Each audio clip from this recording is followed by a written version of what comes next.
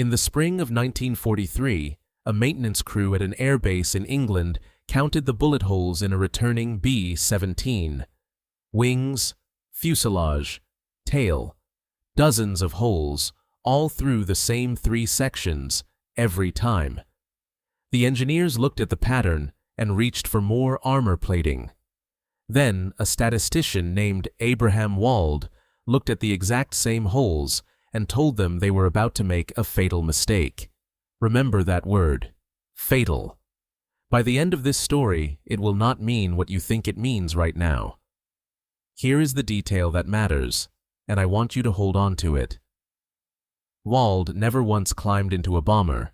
He never flew a mission over Schweinfurt or Regensburg, never sat behind a waist gun at 25,000 feet, never felt flak shred a wing spar 6 inches from his shoulder. Every conclusion he was about to reach came from a desk in a converted classroom at Columbia University, using numbers that other men had bled to bring home. He was, by every definition the United States Army Air Forces understood, the wrong man for this job.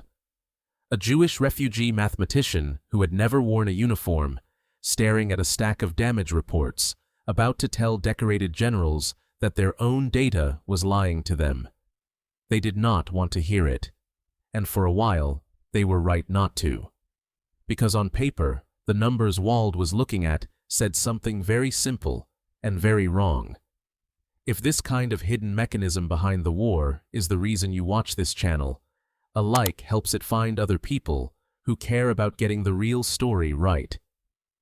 By the middle of 1943, the 8th Air Force's daylight bombing campaign over Germany had become a machine for converting young men into statistics. A bomber crew was required to complete 25 missions before rotating home.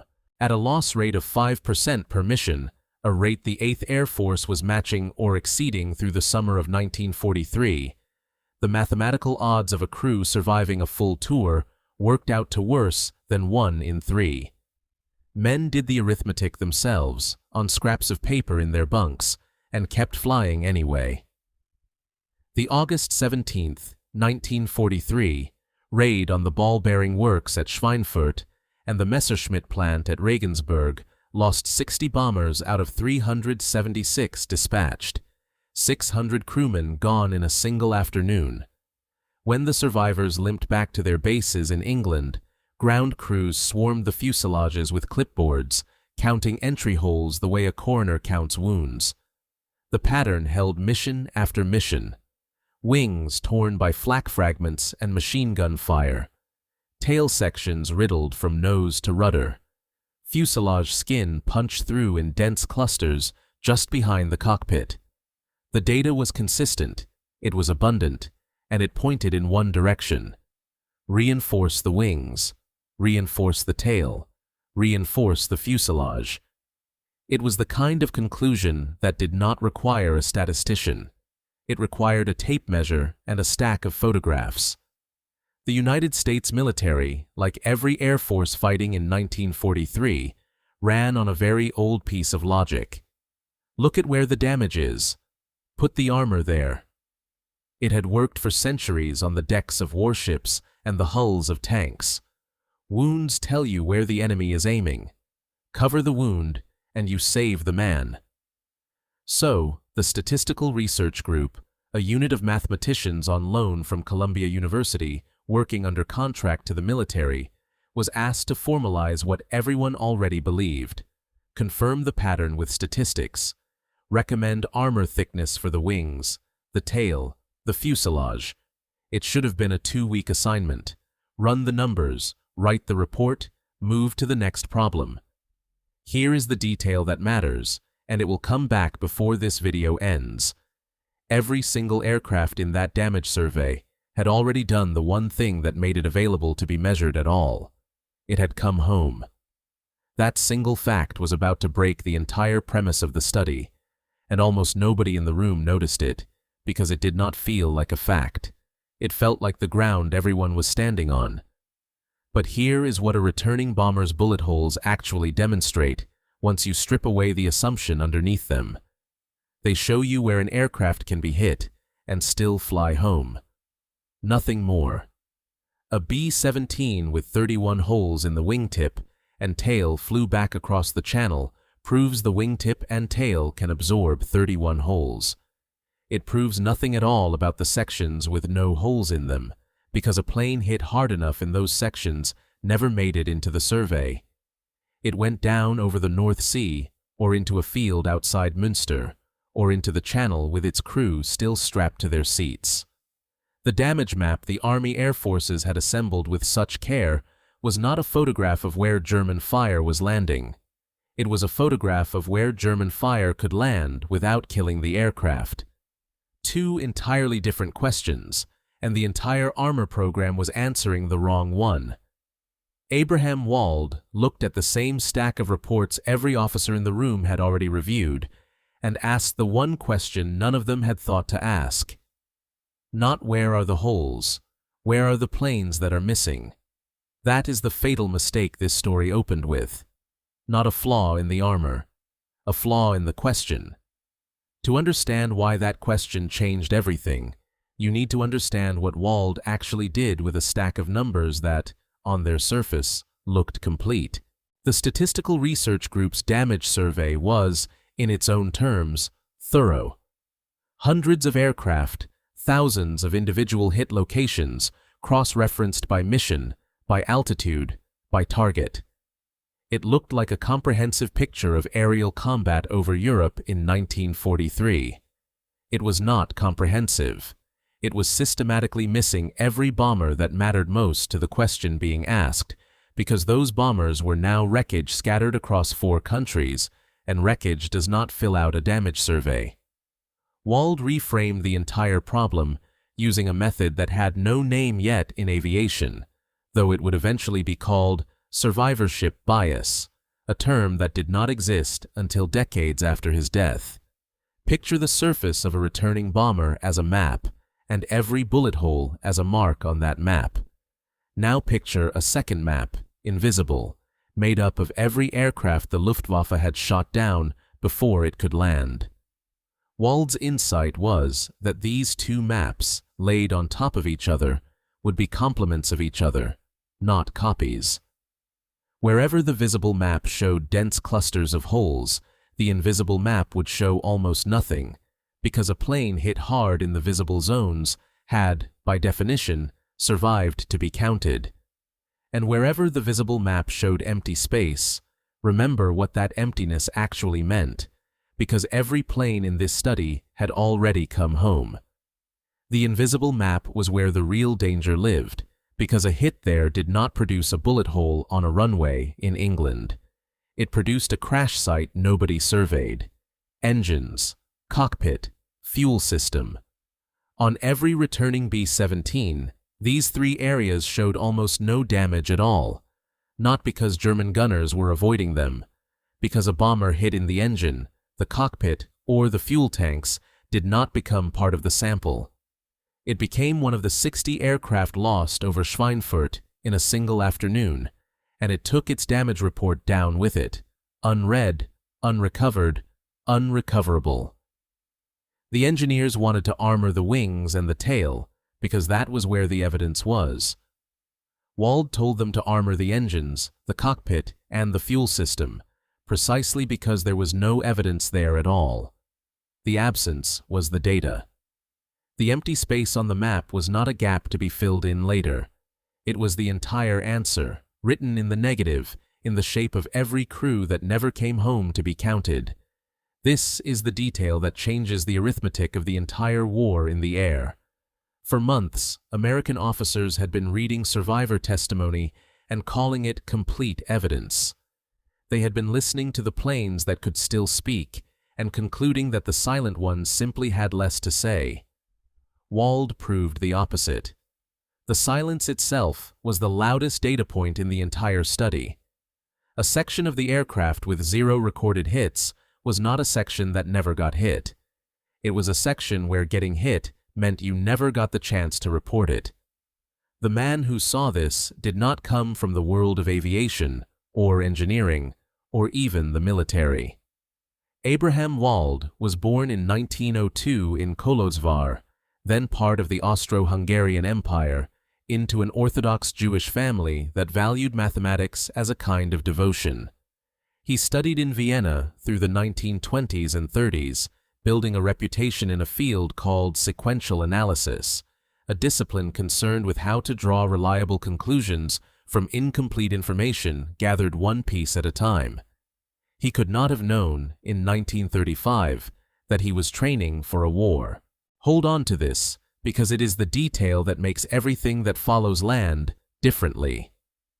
In March of 1938, Germany annexed Austria. Wald was Jewish, and Vienna's universities began purging Jewish faculty within weeks. He fled to the United States later that year, one of thousands of scholars scattered by a regime that saw his existence as a problem to be solved.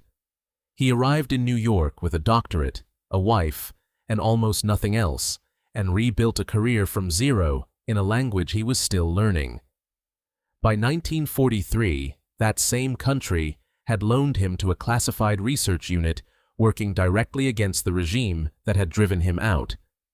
The Statistical Research Group operated out of a set of rooms on Morningside Heights, staffed by mathematicians and economists pulled from civilian life, tasked with solving problems the military itself did not know how to formulate. Wald's specific contribution was a technique later published, heavily redacted, under the flat bureaucratic title, "A Method of Estimating Plane Vulnerability Based on Damage of Survivors." Nothing in the title suggests what the method actually revealed. Nothing in Wald's own bearing, by every account of colleagues who worked alongside him, suggested a man capable of overturning a war-winning assumption held by the entire United States Army Air Forces. He never wore a uniform. He never crossed the Atlantic. He sat at a desk on the Columbia campus, working with pencil, paper, and probability theory, doing to a stack of damage reports what a surgeon does to a body that will not explain its own symptoms. He found the wound by finding what wasn't bleeding. The Army Air Forces did not adopt Wald's recommendation immediately, and the reason why says as much about institutional inertia as anything in this story so far. Reinforcing the engines, cockpit, and fuel system meant adding weight to aircraft already flying at the edge of their performance envelope. Every additional pound of steel plating was a pound not available for fuel, for bombs, for the range needed to reach targets deep inside Germany and return. Commanders had spent years optimizing the B-17 and B-24 for exactly this balance, and Wald was asking them to unbalance it based on an argument about planes that, by definition, no longer existed to be examined. There is a particular kind of resistance that meets an argument built entirely on absence. You cannot point to a wrecked engine block and say, "Here, this is the proof." The proof was scattered across the floor of the North Sea and the fields of Lower Saxony, unrecoverable, unphotographable, real only in the shape of a gap in a chart. Some officers accepted the logic immediately. Others needed months and additional missions and additional losses before an engineering solution built on invisible evidence outweighed the instinct to armor what you can see. Through the autumn of 1943, the same silence Wald had identified kept expanding. The 8th Air Force's second raid on Schweinfurt, on October 14th, a mission cruise would later call Black Thursday, lost 60 B-17 out of 291 dispatched, with dozens more damaged beyond repair. Think about what it looked like from inside the formation. No smoke, no parachutes, nothing. An empty space where a bomber had been seconds earlier. Every one of those disappearances was, in Wald's framework, a data point the Army Air Forces would never get to record directly. It could only be inferred backward, from the shape of the hole it left in the sky. But here is what this story actually demonstrates, once you step back from the engineering problem and look at the man solving it. Abraham Wald had been forced out of his own country by a regime that measured human beings the way the Army Air Forces had been measuring bombers, by what was visible, convenient, and already in front of them. Vienna's universities did not see the mathematicians they were losing. They saw the ones who remained and called the department intact. The absence, the scholars purged, exiled, or worse, did not appear on any faculty roster. It simply stopped mattering to the people who kept the records, in exactly the same way a bomber that never returned to England stopped mattering to a damage survey conducted on a runway. 5 years after fleeing that logic, Wald sat in a room in New York, applying the opposite principle to save the lives of young men flying bombers against the same regime that had exiled him. He built his entire method on the insistence that what is missing deserves more attention than what remains, that a system which only studies its survivors will always, eventually, misunderstand itself. It is difficult to know whether Wald ever spoke about this connection to his colleagues. Contemporary accounts describe him as quiet, precise, uninterested in credit. But the shape of the insight and the shape of his own life run along the same line, whether he named it or not. A man who understood, more intimately than any general in the room, exactly what a society loses when it only counts what came back. Every system that survives long enough to study itself falls into the same trap. Hospitals that only track recovered patients, companies that only interview their successful employees, militaries that only debrief the crews who land. In every case, the evidence that would matter most is the evidence that did not make it back to be measured, and the absence of that evidence gets mistaken, again and again, for the absence of a problem. Wald's method was never really about aircraft. It was about learning to see the shape of a silence and understand that the silence itself is where the truth is hiding. The wings held. The tail held. Nobody needed to save them. It was the parts of the story that never spoke that were dying. By 1944, armor kits following Wald's specifications were installed on engine nacelles, cockpit floors, and fuel tank linings across the 8th Air Force's bomber fleet. No official record credits an exact number of crews who came home because of it. That is, in its own way, the final irony of this story. The method built to account for invisible losses produced a result that is itself invisible. A number of men who simply did not die, and therefore left no data behind either. Abraham Wald spent the rest of the war and the years after it as one of the most influential statisticians of the 20th century, developing sequential analysis techniques still used in manufacturing, medicine, and quality control today. He never once set foot inside a bomber. He never needed to. The paper did the flying for him. On December 13, 1950, Wald and his wife Lucille were traveling by air on a lecture tour of India when their plane crashed into a mountainside near Travancore, killing everyone aboard. He was 48 years old, the man who spent a war teaching the United States Army Air Forces to see the danger hiding in the space where the evidence was missing, died in the one kind of accident his own method was never asked to prevent. No damage survey was ever built for that flight. There were no survivors left to study, and no bullet holes to count.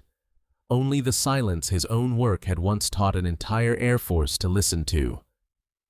Thank you for staying with this one all the way through. If this story changed how you think about the numbers behind the war, a like genuinely helps it reach people who care about this kind of history. If you're not subscribed, I'd be glad to have you here. I'd love to know where you're watching from today. And if someone in your family flew or served in any branch during the Second World War, tell me about them in the comments. The ones who came home carried the ones who didn't. That's a story worth remembering too.